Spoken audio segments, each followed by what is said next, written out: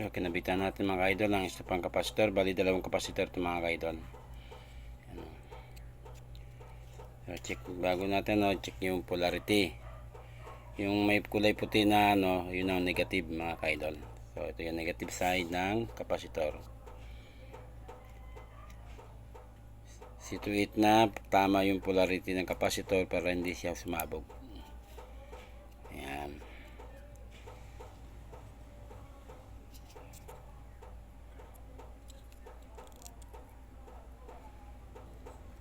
Okay, ikabit na natin at hinahinangin mga kaidol.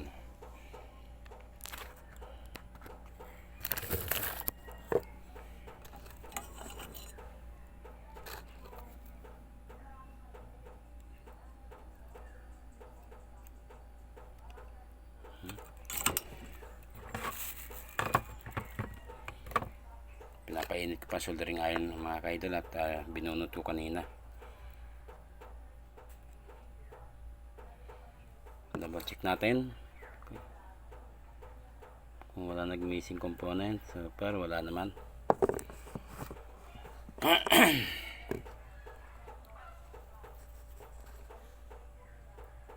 So medyo yung physical appearance ng capacitor mga kaidol ay maliit ang diameter nito.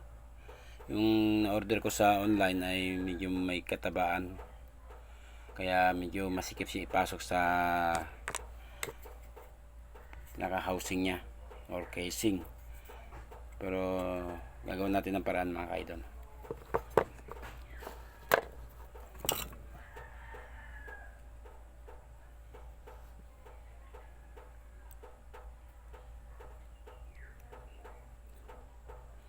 Okay.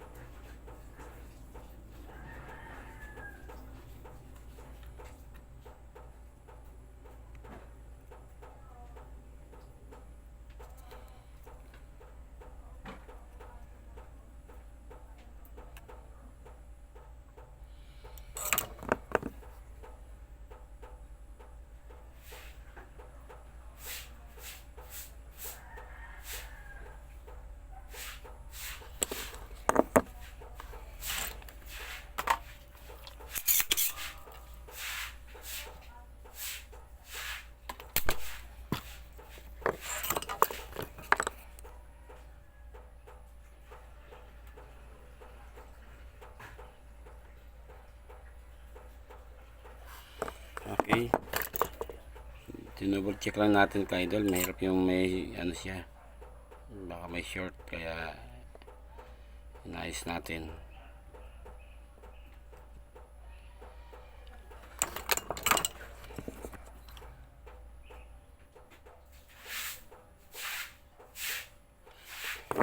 Okay mga kaidol, so testingin na natin sa sunod na vlog natin.